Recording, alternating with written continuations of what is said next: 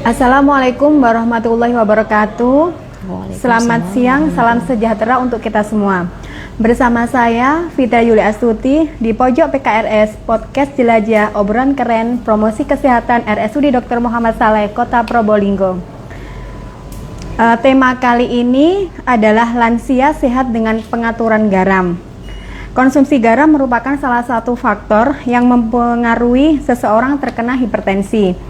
Tingkat hipertensi berdasarkan kelompok usia itu mencapai 62,33% di antara peserta yang berusia di atas 55 tahun. Berdasarkan riset kesehatan dasar atau Riskesdas 2018, prevalensi hipertensi di Indonesia itu sebesar 34,1% dan ini mengalami peningkatan dibandingkan prevalensi hipertensi pada Riskesdas tahun 2013 yang hanya 25,8%. Diperkirakan hanya sepertiga kasus hipertensi di Indonesia yang terdiagnosis dan sisanya itu belum terdiagnosis. Telah hadir bersama kita narasumber yang sangat hebat dan luar biasa dan merupakan nutrisionis RSUD Dr. Muhammad Saleh Kota Probolinggo. Beliau adalah Ibu Deslina Sarjana Gizi. Assalamualaikum, selamat siang Ibu. Selamat siang. Bagaimana kabar siang hari ini? Alhamdulillah. Iya, alhamdulillah luar biasa nggih. Iya. Bu, kita ketahui ternyata asupan garam pada lansia khususnya kan tergolong tinggi. Bisa dijelaskan kepada masyarakat hebat Kota Probolinggo sebenarnya asupan garam itu apa dan seberapa besar permasalahan yang ada di masyarakat Probolinggo?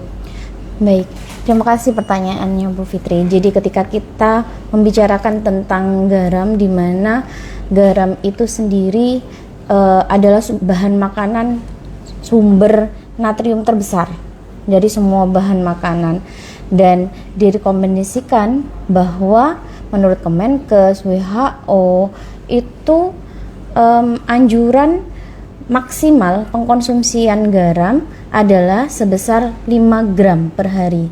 Kalau misalnya disetarakan dengan natrium itu setara dengan 2 gram per hari. Jadi ketika kita mengkonsumsi garam maksimal 5 gram itu sama dengan mengkonsumsi garam sebanyak setengah sendok teh. 1 sendok teh. 1 sendok teh. Ya. Oh iya, betul. Berarti jadi sama kayak itu. setengah sendok makan ya Bu? Iya, ya? betul. Iya. Dan ada penelitian yang menunjukkan bahwa di Jakarta Selatan pada saat itu penelitian tersebut dilakukan oleh seorang peneliti pada tahun 2021. Dan ternyata hasil dari penelitian tersebut adalah di Jakarta Selatan saat itu tingkat konsumsi garam tergolong tinggi. Dan 3 peringkat usia tertinggi pengkonsumsian garam, peringkat pertama jatuh pada remaja. Seperti itu. Iya. Lalu yang kedua adalah dewasa, usia dewasa. Yang ketiga itu ada pada anak-anak. Nah, kita ketahui pada saat tahun itu 2021 ternyata penyumbang konsumsi garam tertinggi adalah pada makanan siap saji dan juga restoran, seperti itu. Apalagi tahun sekarang yang jelasnya semakin banyak orang-orang berjualan makanan siap saji dan mudah sekali kita mengaksesnya di mana saja. Bisa pakai GoFood, Betul, Gojek ya. betul. Tinggal kita pilih yang mana ya yang kita mau makan ya. Gitu ya. Jadi memang sangat besar ya tuntutan harapannya, maksudnya harapan kita di kesehatan agar masyarakat ini bisa sangat berhati-hati dalam mengkonsumsi garam. Iya, apalagi sekarang banyak makanan yang siap saji itu ya Bu Deslina ya. Jadi kita harus benar-benar pilih sama pilah ya. Iya, betul. Gitu. Iya. Terus kenapa asupan garam itu bisa mempengaruhi terjadi hipertensi? Mungkin bisa dijelaskan Ibu? Iya, jadi kenapa garam mempengaruhi tensi? Karena garam sendiri adalah bahan makanan yang tinggi natrium, di mana ketika kadar natrium di dalam tubuh kita itu lebih dari normal, maka ginjal itu menjadi tidak mampu untuk membuang sisa cairan, akhirnya akan menumpuk atau retensi cairan di dalam tubuh. Hal ini mengakibatkan terjadinya kenaikan tekanan darah, sehingga otomatis asupan garam itu akan mempengaruhi terjadinya hipertensi seperti gitu. itu. Iya, terutama pada golongan lansia yang kita bahas di sini. Betul, karena memang lansia itu terjadi banyak sekali penurunan fungsi di dalam tubuhnya. Iya, apalagi kalau misalkan kita masak nggak sedep ya, itu rasanya juga nggak enak. Akhirnya juga nafsu makan menurun. Akhirnya juga mau makan ogah-ogahan kayak gitu ya. Terus ini apa solusi agar lansia khususnya ini dapat mengkonsumsi tanpa banyak garam? Mungkin ada kiat-kiat khusus atau gimana kayak gitu? Yang jelas caranya hanya satu, kita harus bisa mengatur asupan garam seperti itu. Mengaturnya seperti apa? Mungkin bisa dijelaskan Bu Deslina? Oke, jadi ada beberapa faktor yang bisa mempengaruhi seorang lansia itu untuk mengatur asupan garam. Nah, yang pertama ada faktor pendukung dan juga ada faktor penghambat. Iya. Jadi kita harus memperhatikan faktor-faktor tersebut. Yang jelas, pertama adalah dengan meningkatkan pengetahuan dari lansia. Iya. Dengan cara yang sederhana yang mudah dipahami oleh lansia. Lalu yang kedua adalah merubah gaya hidup, karena ketika gaya hidup seseorang itu suka makanan instan siap saji karena cepat ya mungkin ya. Jadi akhirnya kan terbiasa, itu harus kita cegah. Lalu yang ketiga adalah menggunakan teknik pemasakan yang sederhana, karena semakin banyak pemberian intervensi pada makanan, misalnya pemberian bumbu A, B, C, D, E, itu akan meningkatkan kandungan natrium dalam makanan. Betul. Iya. Berarti juga keluarga juga ikut menyumbang adil juga ya Bu ya, dalam mengurangi konsumsi garam tersebut ya. Gitu. Di sini mungkin bisa disebutkan sama Bu Deslina makanan apa saja yang mengandung banyak natrium atau tinggi natrium yang ada di sekitar kita. Baik. Jadi jenis dari makanan yang mengandung tinggi natrium rata-rata adalah yang gurih seperti itu, asin. Enak soalnya ya, gurih asin memang enak. Ya betul. Jadi yang pertama adalah makanan olahan, di mana contohnya adalah seperti sosis, beef, lalu burger, lalu hotdog, lalu juga makanan olahan lainnya seperti ikan asin. Lalu ada juga makanan cepat saji. Cepat saji yang dimaksud di sini itu adalah seperti pizza, seperti kentang goreng, lalu juga seperti burger yang tadi saya sebutkan. Ada juga makanan kalengan. Makanan kalengan itu seperti daging kaleng, buah kaleng, sarden gitu ya Bu ya, ikan kaleng. Lalu juga ada juga snack kemasan, kan banyak ya sekarang itu yang di toko-toko, warung-warung snack yang tinggal anak-anak itu beli, buka, makan, buang. Nah, seperti itu juga tinggi garam dan natrium. Lalu juga ada produk susu, keju maksud saya, keju. Tapi kejunya khusus seperti beberapa keju seperti mozzarella, cheddar ya, parmesan seperti itu. Ada juga lagi makanan beku, karena makanan beku rata-rata penyimpanannya adalah menggunakan garam. Jadi makanan tersebut akan tinggi natrium. Ada juga roti dan produk tepung. Nah, karena rata-rata roti-roti tersebut penggunaan ragi, bahan-bahan yang lain, mentega, betul. Itu ya, untuk pencampuran agar betul mungkin sekali. awet ya. Betul. Dan makanan instan yang jelas.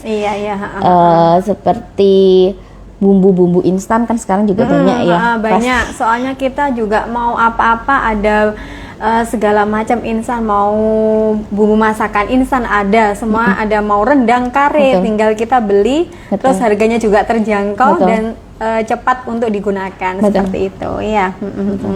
Iya. Ini berikutnya kita masuk sesi tanya jawab online karena mungkin ada pertanyaan dari Instagram. Kita lihat dulu Ibu Deslina.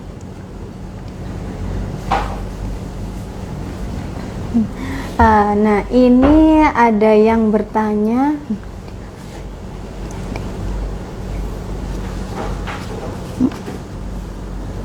Nah, ini Mbak Maria Kurnianing Tias.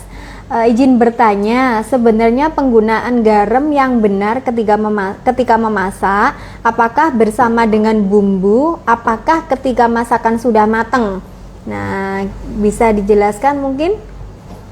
Baik, jadi ada beberapa teknik pengolahan agar natrium dalam suatu bahan makanan bisa berkurang. Ada dua. Yang pertama adalah perebusan, yang kedua adalah pengukusan, seperti itu. Jadi ketika kita memasak, memang idealnya itu bumbu yang khususnya garam itu belakangan aja. Jangan di dicampur depan. Belakang ya. Iya. Karena kalau dengan bumbu yang lain kadang akhirnya jumlahnya itu dianggap kurang gitu. Rasanya gitu. itu Nambah-nambah tidak. lagi Iya, ya. ditambah-tambah. Jadi idealnya harapannya ya di belakang agar terasa bumbunya, akhirnya yang dimasukkan garamnya tidak berlebihan, seperti Gitu. itu. Oh iya. Berarti kalau misalkan ini ada pasien yang hipertensi, itu tuh penambahan garamnya seperti apa? Atau mungkin kita kasihkan di akhir waktu pemasakan, atau mungkin kita buat garam meja apa gimana? Iya, betul. Jadi ketika ada seseorang yang sakit hipertensi misalnya ya, jadi lebih baik memang dukungan keluarga dalam menyajikan makanan itu juga mensupport agar tidak terjadi kenaikan tensi pada seseorang tersebut. Alangkah lebih baiknya jika nanti ketika memasak dipisah dulu. Jadi ketika sebelum dikasih garam, dipisah makanan yang disajikan untuk penderita hipertensi. Jadi misalnya sayur nih, sayur sop misalnya. Jadi dipisah satu mangkok, ditaruh di wadah seperti itu ya. Lalu habis itu bisa disiapkan, karena tadi kan rekomendasi dari Kemenkes WHO itu kan 5 gram garamnya. Jadi bisa disiapkan nih 1 sendok teh garam, dimasukkan dalam wadah kecil, ditaruh di meja. Nanti kalau misalnya keluarga yang sakit tersebut mau makan, bisa menambahkan sendiri garamnya. Oh gitu. Seperti itu. Iya, berarti intinya harus 5 gram itu ya, 5 gram untuk sehari rekomendasinya. semalam ya, untuk 24 jam ya. Karena memang pembatasan garam sendiri saat ini tidak dianjurkan, mengingat banyak pasien khususnya lansia ada penurunan fungsi tubuh, misalnya indera perasa seperti itu. Ada soalnya ketika saat ini seorang lansia merasa kok kurang asin terus ya, biasanya seperti gitu. itu. Soalnya kalau kita tidak nuruti ya, kadang itu kita juga takut. Betul. Nanti sudah tua kok tidak dituruti, dikasih makan yang tidak sedap, akhirnya gimana gitu. Ya karena juga mempengaruhi juga kan psikologisnya lansia. Memang bisa dianjurkan atau dibawa ke ahli gizi misalnya. Jadi kadang lansia ini lebih mendengarkan orang lain daripada keluarga sendiri. Betul. Gitu memang. Jadi ya alangkah lebih baiknya agar tidak membuat psikologis lansia drop. Jadi bisa dibawa ke ahli gizi. Nanti bisa ahli gizinya menjelaskan makanan apa yang boleh, yang nggak boleh. Dan nanti di rumah keluarga bisa mensupport dengan menyediakan makanan-makanan yang diharapkan bisa mendukung kesehatan lansia tersebut. Ini ada pertanyaan lagi dari Mbak Ulfi Hidayah. Kalau garam Himalaya ini bagaimana ya buat lansia? Nah, Baik. ini? Jadi garam Himalaya tersebut kandungan natriumnya itu masih tinggi. Jadi sebenarnya memang masih belum bisa direkomendasikan sebagai garam diet. Dikatakan garam diet itu jika kandungan natriumnya rendah seperti itu. Kan untuk semua garam itu dalam 5 gram garam mengandung 2 gram natrium. Jadi kalau misalnya dalam 5 gram garam terkandung 1 gram atau kurang dari 1 gram itu dikatakan garam diet. Oh gitu, berarti kita harus ini ya, pinter memilih dan juga memilah di komposisi situ seberapa kandungan natriumnya. Betul. Iya, itu aman nggak untuk pasien hipertensi seperti itu, ya. Mungkin ini ada pertanyaan lagi. Scroll ke atas. Masih loading. Nggak ada ya?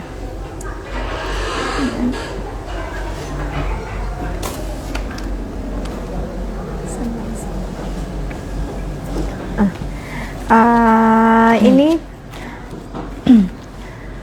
terakhir untuk pesan mungkin yang bisa disampaikan oleh Ibu Deslina untuk sobat sehat pojok PKRS di hari ini. Ya, karena kita membicarakan tentang lansia, kita juga erat hubungannya dengan psikologi lansia yang juga mempengaruhi pola makan lansia tersebut. Jadi kita sebagai keluarga atau orang yang ada di sekitar lansia, semoga bisa membantu para lansia kita untuk menyediakan, mensupport sehingga lansia tersebut bisa survive dengan kondisi dirinya, kesehatannya, dan bisa meningkatkan derajat kesehatan lansia tersebut. Iya. Terima kasih kepada narasumber yang selalu semangat dan keren sekali menyampaikan informasinya terkait dengan lansia sehat dengan pengaturan garam.